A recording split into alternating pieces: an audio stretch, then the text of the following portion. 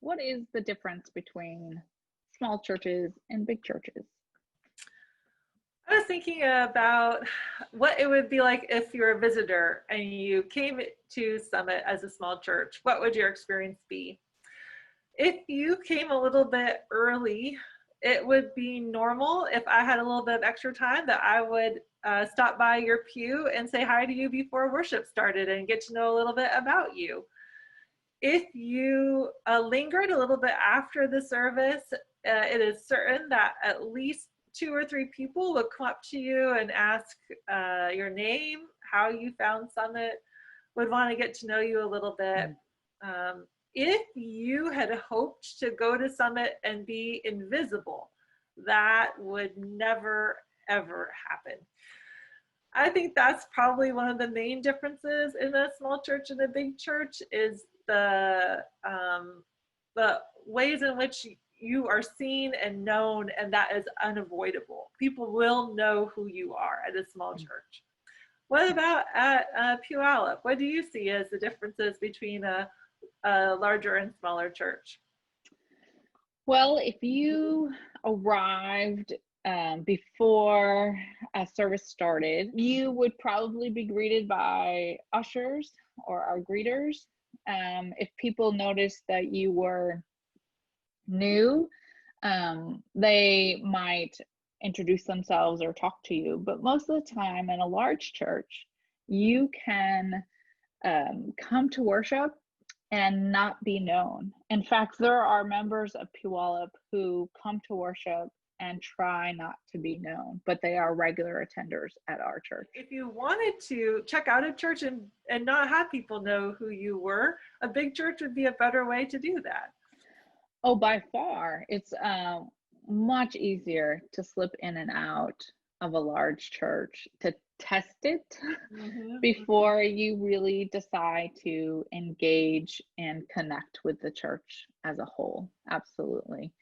That is not true, I imagine, at a small church at all. It's very hard to not be noticed when everybody knows everybody. It is. So when we say like small and large church, what are we talking about? What do people in this area consider a small church, or what does church literature consider a small church?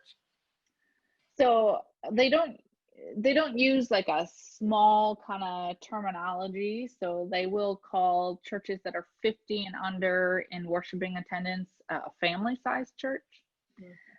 Between 50 and 150 is a pastoral sized church. So that means like the pastor knows everything that happens.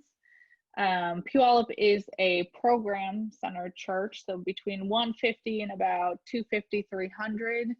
That means we are focused on programs and creating spaces for people to gather, but the pastor themselves doesn't know everybody or everything. And then 300 and above is a corporate size church. And with those different sizes comes different advantages too, different gifts that those churches bring. I was thinking about when we were talking about Puyallup being program sized and having the benefit of lots of different things going on, lots of classes, lots of ministries. And at Summit, we would not say that we had lots of classes, lots of ministries.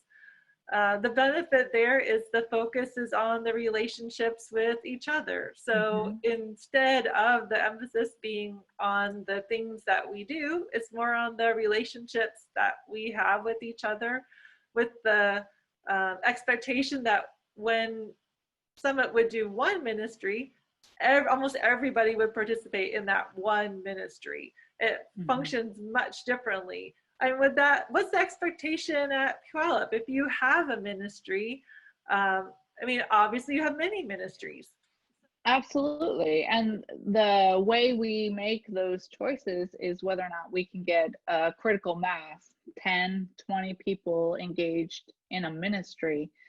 That is the reality, right? And we also know, because we have such a large number of people, not everybody has the same skills or passions for ministry. So as we think about the benefit of having this merged church, the part that's sticking out to me is that we have two churches with their own particular strengths, that we have this unique opportunity to learn from each other.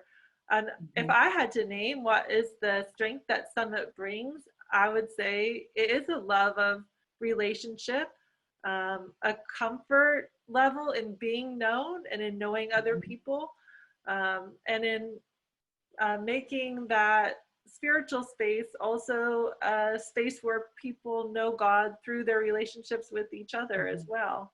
I would think that one of the benefits that these two churches coming together or being merged is um, using those particular strengths, right? Being able to focus on relationships and how having Summit leaders remind us of the importance of those relationships and how we can encourage and continue to strengthen those even in a larger system.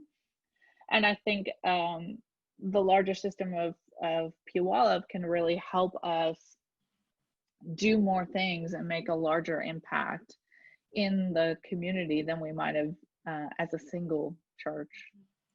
So as we're in this season of wonder, we now ask you, as you look at the strengths of our merged church, what strength or gift comes across to you that we now offer as a merged church that neither of our churches offered alone?